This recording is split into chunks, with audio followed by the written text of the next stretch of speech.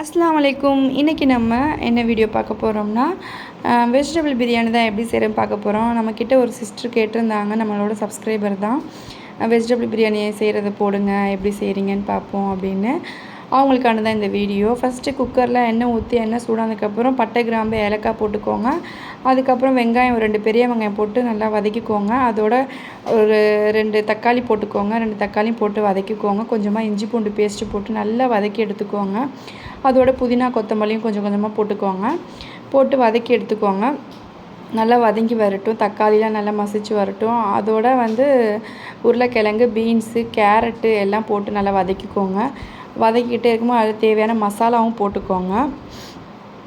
மசாலா மஞ்சத்தூள், ஜீரகத்தூள், அதுக்கப்புறம் கரம் மசாலா, கொஞ்சோண்டு மிளகாத்தூளும் பிரியாணி மசாலா போட்டு நல்லா வதக்கிட்டு கொஞ்சமாக தயிரும் ஊற்றிக்கோங்க. நான் தயிர் ஊற்ற மறந்துட்டு அதுக்கப்புறம் தான் ஊற்றினேன். அதோட கொஞ்சமாக தண்ணியும் ஊற்றி ஒரு 2 விசில் இல்லை 1 விசில் போட்டு நல்லா வெந்துடட்டும். அப்போ தான் பிள்ளைங்க நல்லா சாப்பிடுவாங்க.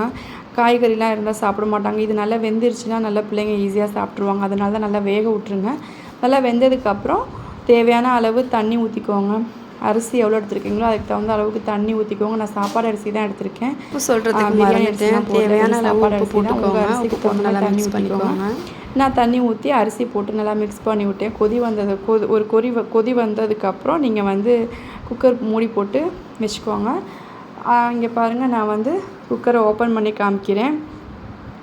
நல்லா அரிசிலாம் குலையாமல், சோறு குலையாமல் நல்லா வெந்து வந்திருக்கு.